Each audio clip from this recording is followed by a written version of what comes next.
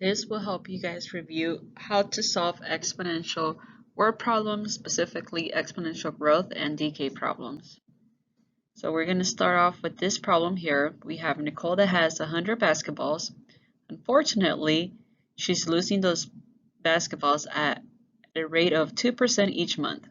So our question is asking us to find how many basketballs will Nicole have after 3 years.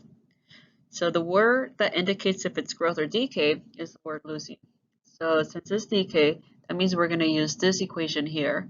And the only thing that changes between the two equations when it's growth or decay is that plus or minus inside the parentheses. Everything else remains the same. So we're going to go ahead and plug in our values. So for A, we're going to plug in 100 because we're starting with 100 balls. And then our rate, which is the 2% here. So your rate, it's always given to you as a percent, but we need to switch the percent into decimal form. So if we switch 2% into decimal, as you guys can see here, you just move the decimal twice to the left because it's out of 100. So 2% as a decimal is 0.02. And then now T is time. Now, since the rate is given to you in months, but the question is asking for years, we need to convert because those need to match in order for our time to be accurate. So if in 12 months are in 1 year, then in 3 years, you're going to have 36 months. Since you're adding 12 3 times or you're multiplying 12 by 3 since you have 3 years. So there's 36 months and 3 years.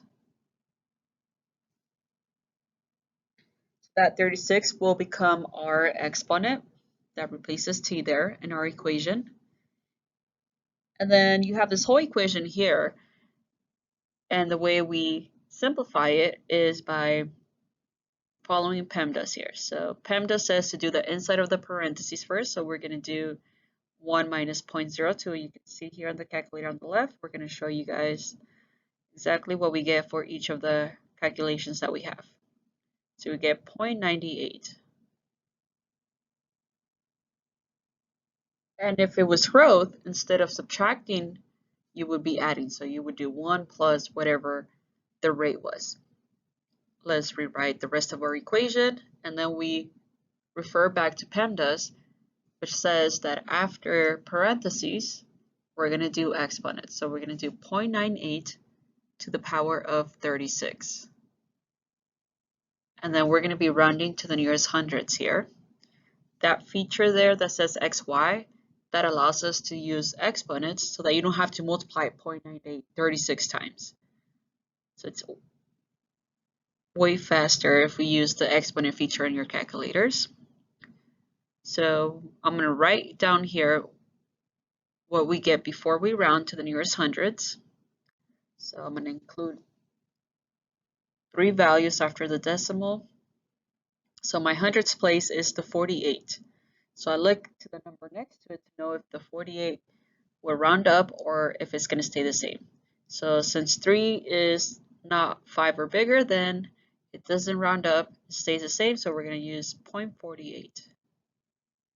Rewrite the rest of our equation, and the last part would be to multiply. Since we have two things that are together here, we're going to be multiplying the 100 times the 0.48. So let's show you guys here what we get for that.